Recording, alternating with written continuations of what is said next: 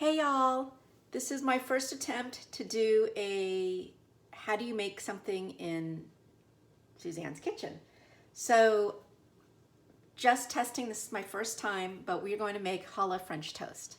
So I cut the challah. The best one is Trader Joe's. It is so sweet and chewy and moist. So I had to make sandwiches for the kids. So a full loaf gives you 8. So we have 6 here. So start off 3 eggs, a little bit of milk. I always like to put almond milk because it gives it a little bit of extra sweet flavor. Sprinkle in cinnamon.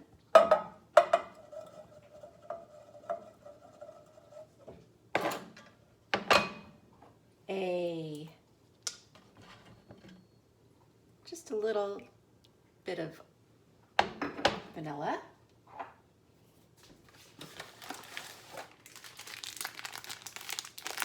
And I like to add brown sugar in the mix as well because it gives it kind of a crystallized, crunchy, sweet flavor.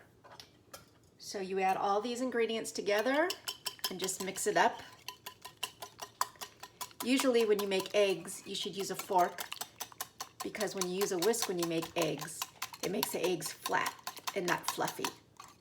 But we're using this for the mix, so that tidbit doesn't matter.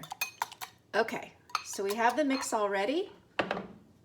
Oh, you know what I forgot? Wait a second. Da, da, da. I also put in a drop of maple syrup. All right, here we go. Mixing again. All right, now comes the yummy part of watching how this yummy recipe is loved by lots of people. Okay, cut pieces of unsalted butter. Can't have too much butter, as they say. Well, not me, but Julia Child. Okay, this is very quirky. Sorry guys, it's my first time. So, take your spatula and smear the butter around a little bit. As the butter is getting smeared around, add a touch more of maple syrup and some brown sugar. But you gotta pay attention when you're doing this first part. We'll always pay attention, but this part especially, because when you're mixing it around, you're kind of creating a caramelized base before you put your bread in. All right, keep going and going and going. Keep circling it up. This actually is a perfect recipe because since Passover is coming up, I don't know how many people decide not to eat bread. So eat it while you can.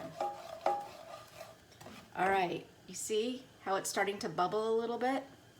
That's when you really need to pay attention because it's going to start to caramelize in a second.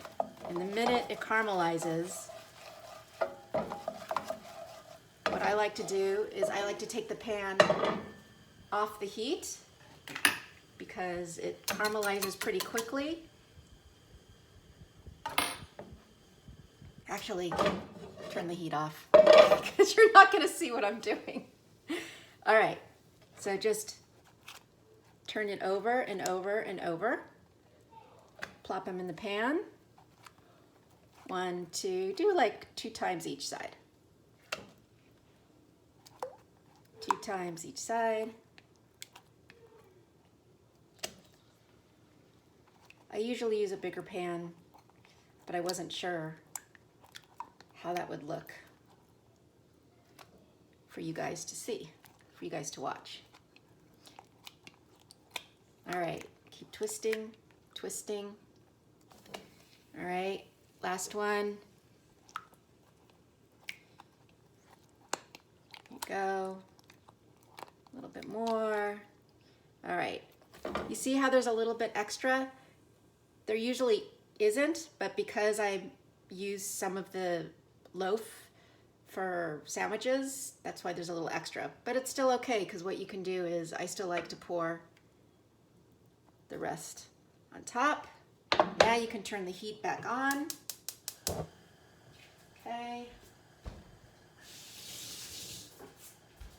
Now the next part, because what's on the bottom is going to stick to what's on the bottom side, so we got to give the top enough as well. So each side tastes just as yummy and buttery and crunchy. So we did a little cinnamon, a little bit of syrup, and a sprinkle of brown sugar. Okay.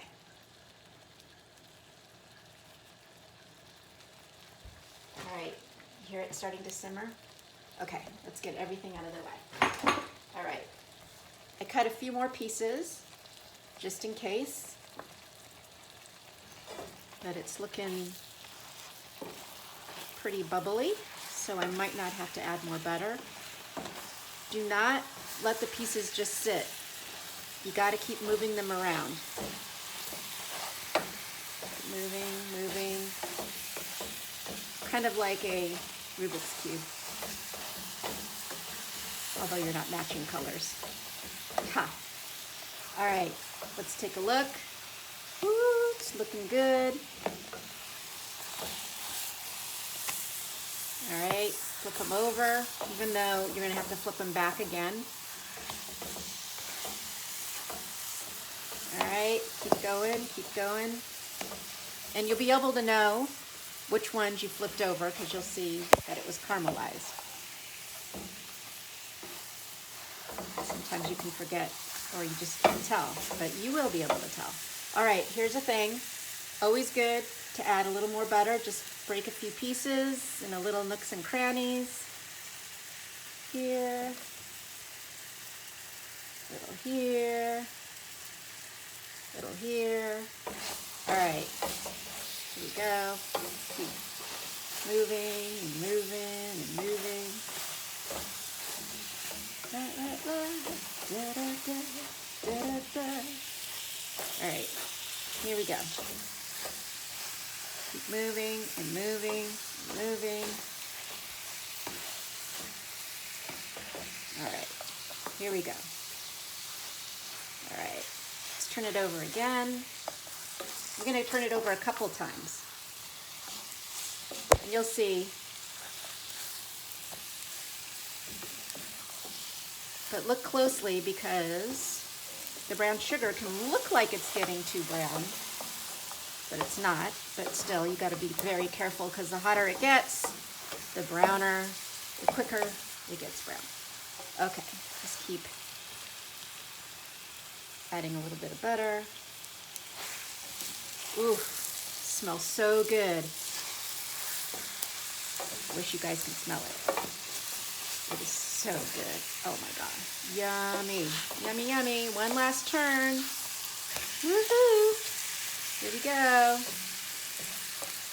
Oh, look at this. This is caramel, chewy with syrup. Okay, I think we're good, guys. Yummy. All right. All right, you turn the heat off.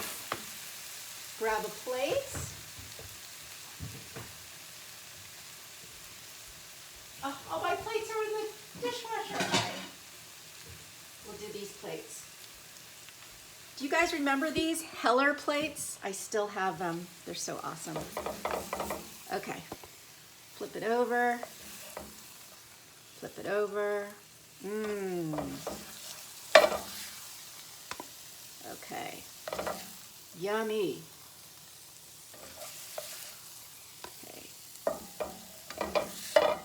And here you have it, caramelized challah French toast.